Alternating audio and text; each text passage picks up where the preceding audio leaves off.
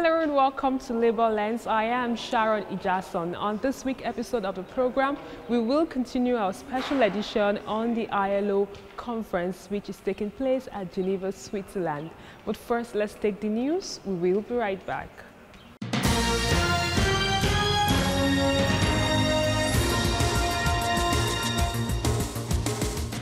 At 70, Chief Economist and General Secretary, Nigeria Labour Congress, Peter Ozoeson, is set to retire from active service.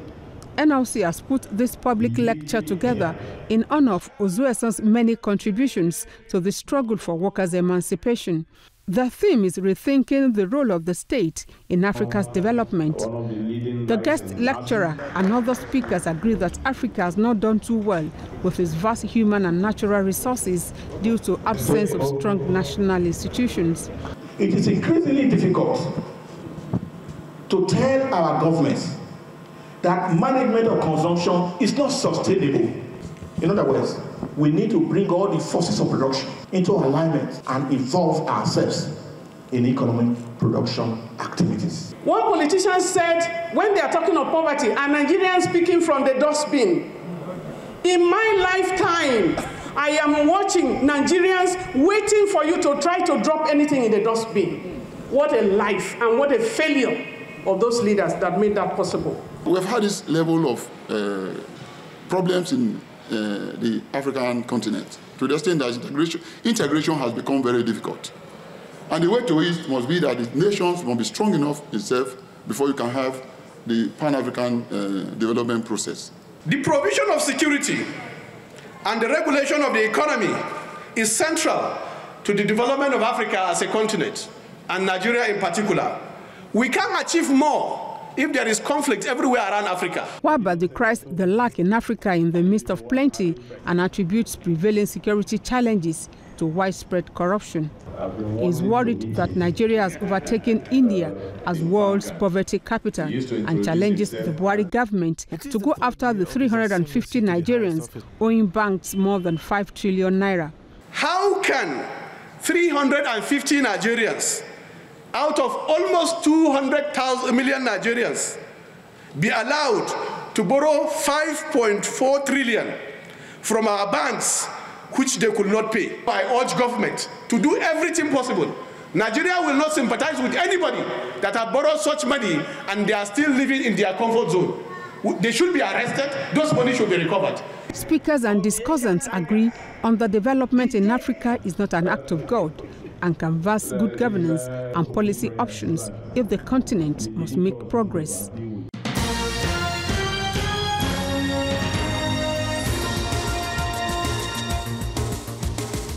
According to a report by Brookings Institution, Nigeria has now taken over from India as the nation with the poorest number of extreme poor people. The report says the number of Nigerians in extreme poverty increases by 6 people every minute.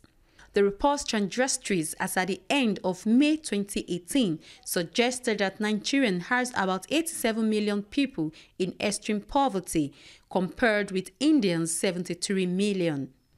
But this report is coming at a time when the country has come out of recession and its government has rolled out different economic growth plans for the country, creates doubts in the minds of many Nigerians, as adds to the authenticity of the report. Obviously, international organizations are coming up with their reports on a regular basis, but fact has actually shown that in many cases, they are not always correct. And, you can't dwell on past record always to make a justification. If you say Nigeria has overtaken India in the poorest, you need to look at the economy indices to show that. Economic employment growth and social intervention programs that is geared at people at the grassroots, but it is important that that particular report really negates some of the missions and visions of this particular government. I find it hard to relate 85 million Nigerians living below $1 or $2, and India that has a population of about 1.3 billion. I don't know how it's going to correlate. federal government, on its part, dismisses the report, saying that the indices used for the report may have been compiled when Nigeria was in recession.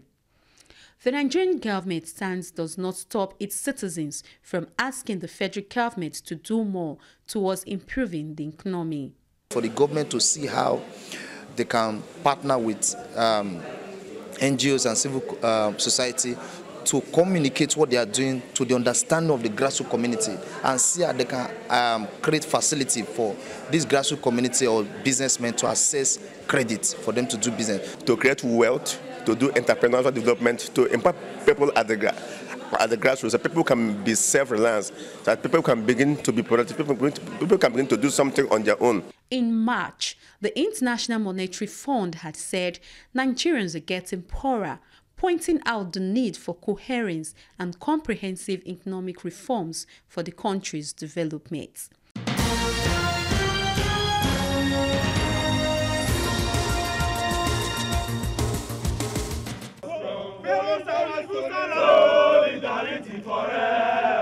It was a chant of dissatisfaction as members of the non-academic staff union of the Federal Polytechnic Ekewe marched around the institution to the amusement of students in the hostels. We don't have road here, we don't have water here, we don't have light. So please, Mr. President, please come to our aid and make sure our cry, our salary is paid in full, our arrears are paid in full, we have issue of PICA not being paid. If it is delegates or if it is a panel that they will send to our institution to find out the real thing that is happening here. So we are begging on the federal government or the Minister of Education to come down to our aids and investigate exactly what is happening to our school. To address issues of salary shortfall, the Ekewe Polytechnic non-academic staff is sending an open invitation to the Integrated Payroll and Personnel Information System.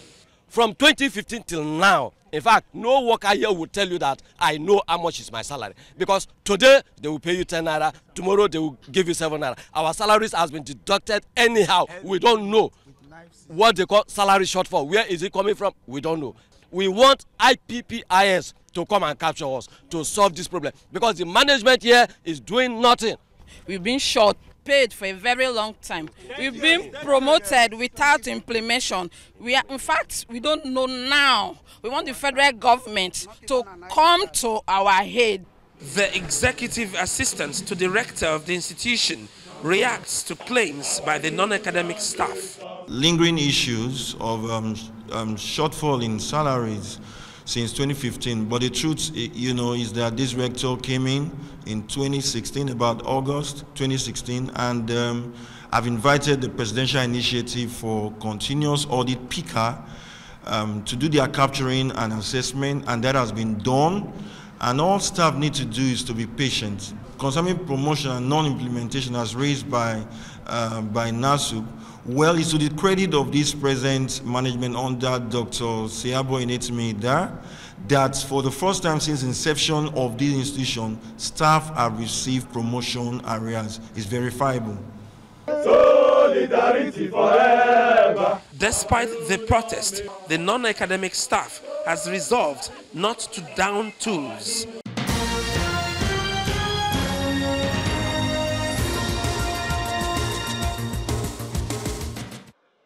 The House of Representatives has called for a review of the age limit in vacancies announced by some government agencies, including the Nigeria Police Force. A motion by Babajimi Benson from Lagos worries that most of the vacancies often require that applicant must not be more than 30 years of age. The legislator is concerned that it is difficult to determine and plan the age of graduation in view of the unstable nature of Nigeria's education system. He wants the age limit to be reviewed to 40 years. I tried in my own little effort to attract employment to my federal constituency, but unfortunately, I've been incapacitated by the policies adopted by these MDAs. MDAs, when they release the job opportunities in their portal, they always put an age restriction. This age restriction, in my humble opinion, is discriminatory, considering the fact that NYSC eligibility allows 30-year-olds to be able to participate in the NYSC. So 30-year-olds are most times not able to apply for jobs within the MDAs when the portals are open. Accordingly, the job of this 8th Assembly, ably held by you, is to fight all discriminatory tendencies that we see that pervades the land.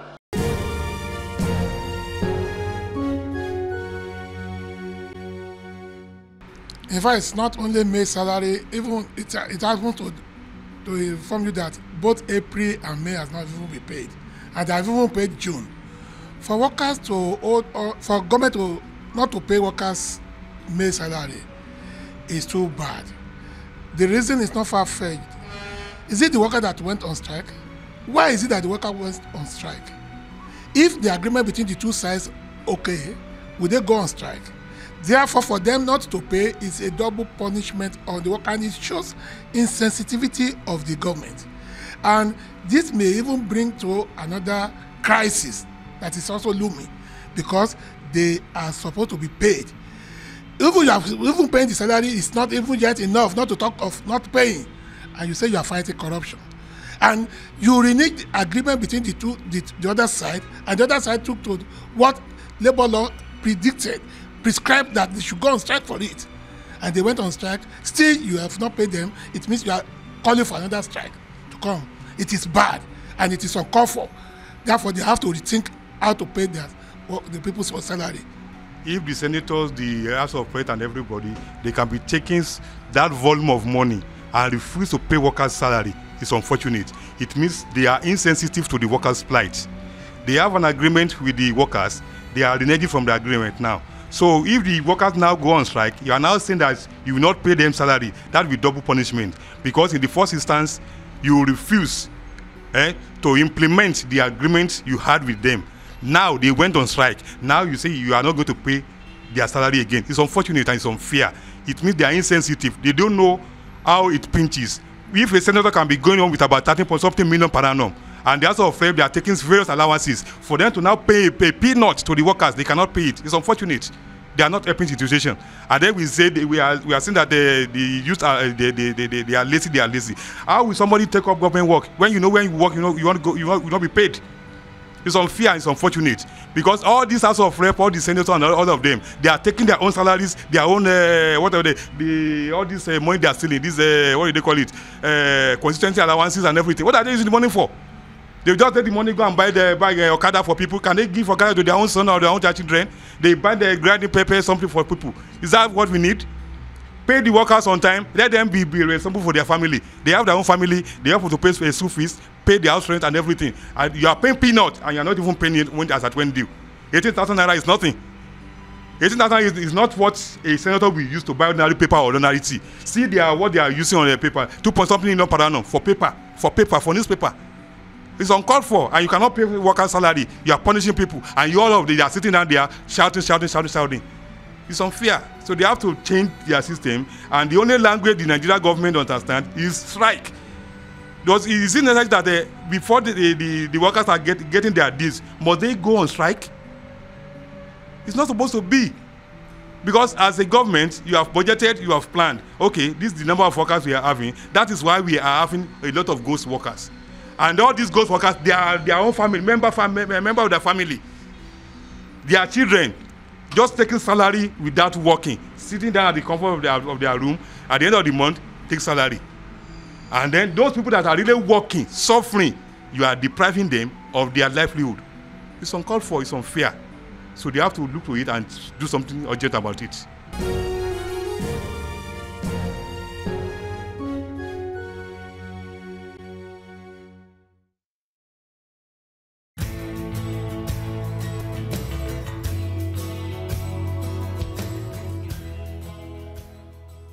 On the profile interview segment this week, I will be speaking with the General Secretary of NASU, who is also the Deputy President of the Nigerian Labour Congress. He will be telling us why it is important for us to have more decent work in Nigeria and why the Labour Center had to report state governments who refused to pay workers' salaries as it went due.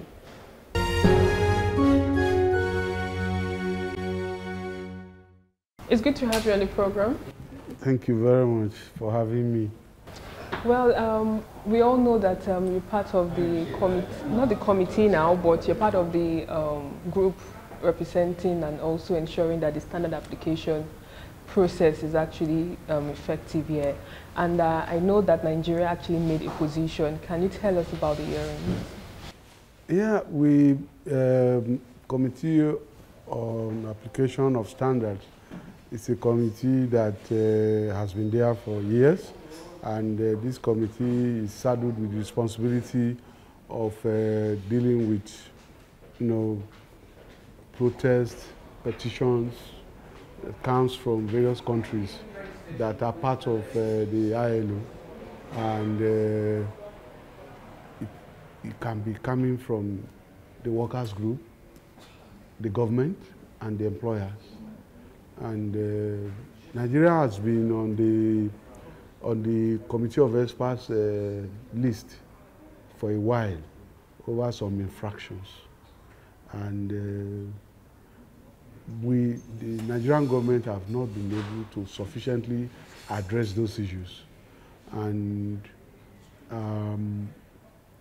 as we are moving on, there are new developments. And what we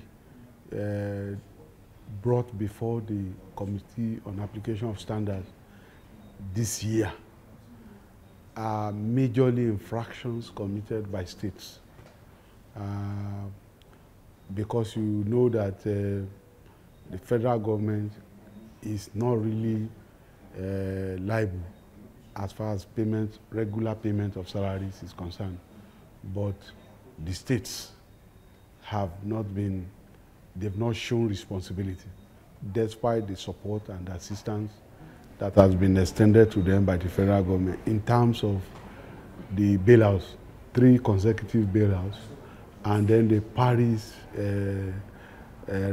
refund, which was also released to the states.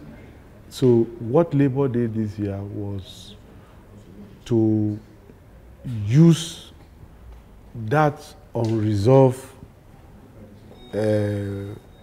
experts committee report that have not been totally resolved by the federal government to now bring new infractions on Convention 87 and 98 on freedom of association and collective bargaining.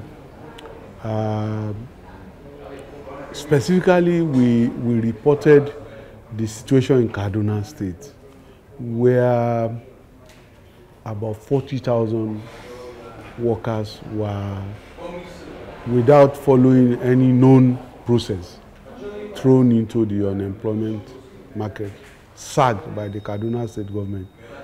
We have about 22,000 teachers, 5,000 from local government, about 5,000 plus from the core civil service, and the others from the tertiary institutions funded by the Kaduna State government.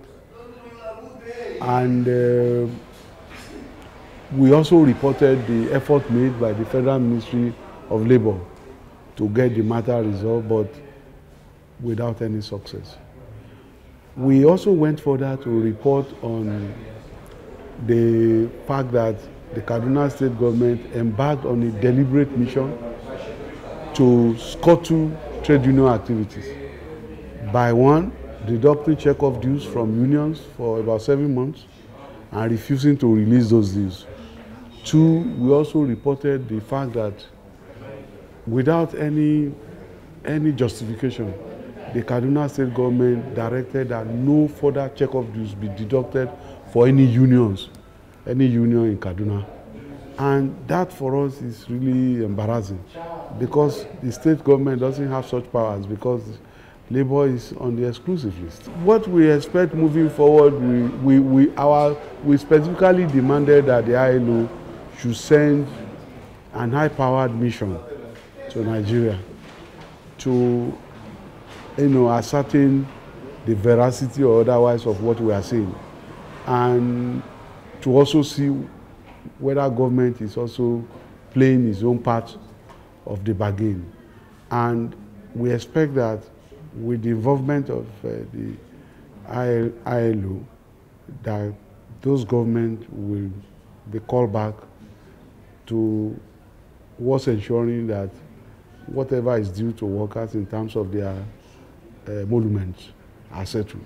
I'll quickly move to the issue of minimum wage and the possibility that workers might not start to receive a new wage come September. What's your take on this?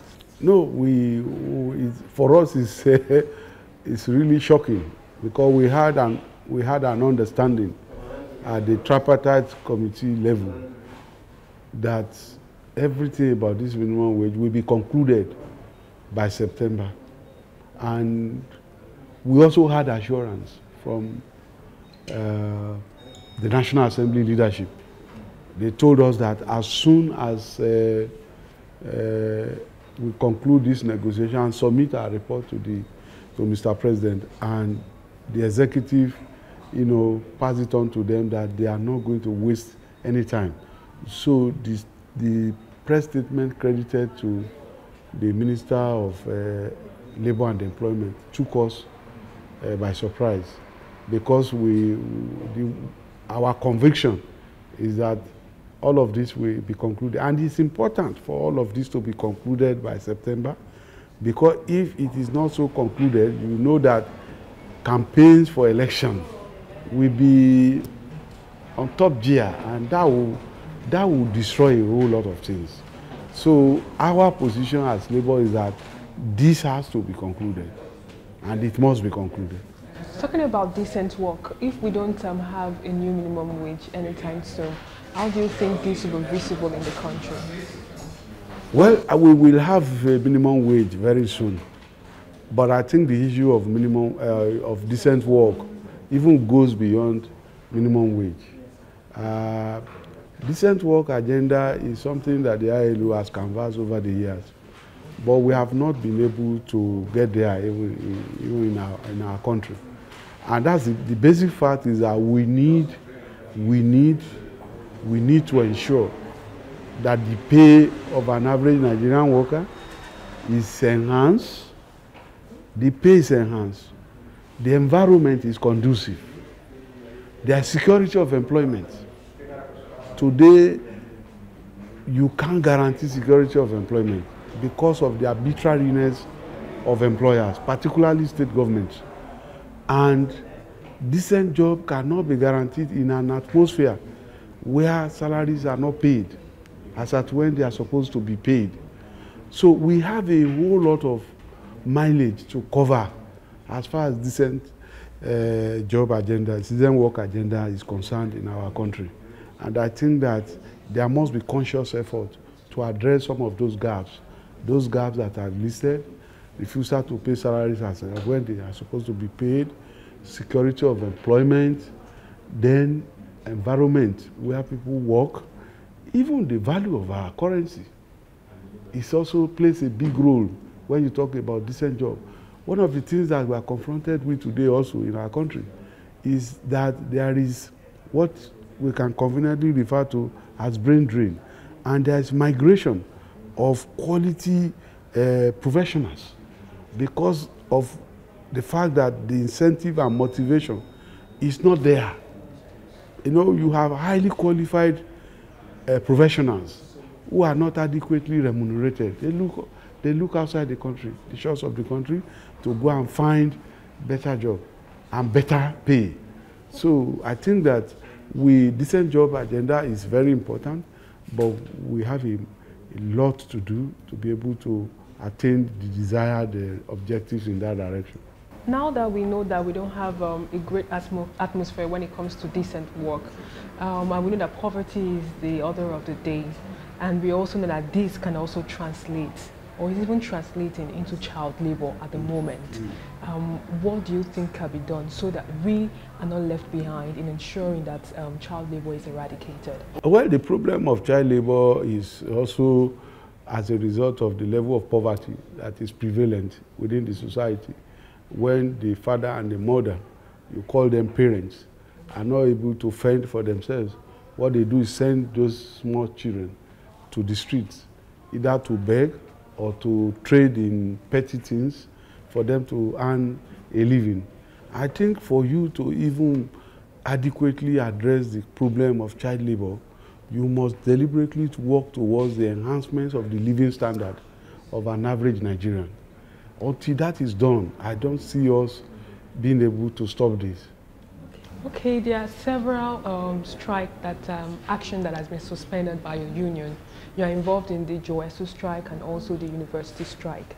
What's your position? You suspended JOESU strike, and your members in the university sector are already agitating once again. Is there any ultimatum, or is the government trying to respond to your request? Well, for JOESU, there was a court order which we respected and suspended the strike, and the court has also been helpful. The court had put in place an alternative dispute resolution committee, which then drew its membership from JOESU, government, and even the court. So the court has an unbiased arbiter. We are expecting that something positive will come out of that. So that's why we suspended the strike, even though we have been threatened left, right, and center by the Minister of Health with the problem of no work, no pay, SAG. All of that itself doesn't address anything. If you enter into an agreement with the trade union, you don't turn around and be using boldface and try to repudiate the agreement. It doesn't show good leadership. And this unnecessary rivalry in the health sector. When JOESU is on strike, the NMA will start making noise. For us, it doesn't make sense. Even culturally and traditionally, it's alien to our culture. If somebody is able to work and secure something, then you start crying that the other person must not get it. It doesn't make sense. If you know the other person is aspiring to get what you are getting, you ask for more. That's what it makes sense. And then the tragedy of the situation is that the Minister of Health is a doctor. The Minister of Labor is a doctor. So clearly, the other health professionals who are in JOESU will say we'll pass a vote of no confidence on them, because the allegiance is to their constituency. That's for JOESU. For the university, the non-teaching staff in the university, of course, the problem also has to do with the government not keeping faith with agreement they signed with us.